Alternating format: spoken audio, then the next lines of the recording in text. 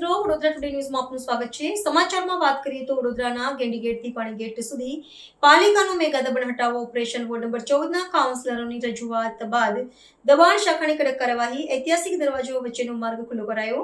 લારી ગલ્લા સહિત પાકા ઓટલાઓનો સફાયો। ટ્રાફિકની સમસ્યા હલ કરવા લેવાયો નિર્ણય।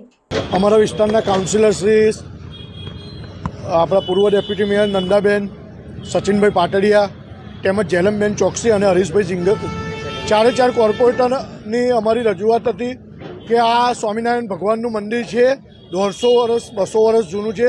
આપણા સર સયાજીરાવ ગાયકવાડ જ્યારે હતા ત્યારે ભગવાન સ્વામિનારાયણ પોતે અહીં આવેલા હતા, સજાનંદ સ્વામી, અને સત્સંગીઓની બી અવર જવર રહે છે। આ રોડ જે તે વખતે કોર્પોરેશને સંપાદન કરીને મોટો કરેલો છે। ત્યાં પબ્લિક પોતાની ખાટલાઓ, નાના નાના પાણી ભરવાની કોઠીઓ એ બધું કરીને દબાણ કરીને રોડને બહુ સાંકડો કરી દીધેલો છે।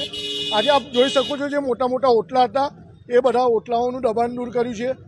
જે લોકોના ઘર વખરીના સામાન હતા એ લોકોને બી અમે સૂચના આપી છે કે ભાઈ હવેથી મૂકતાના, નહીં તો વારંવાર આ રોડનું ઓપરેશન કરવામાં આવશે।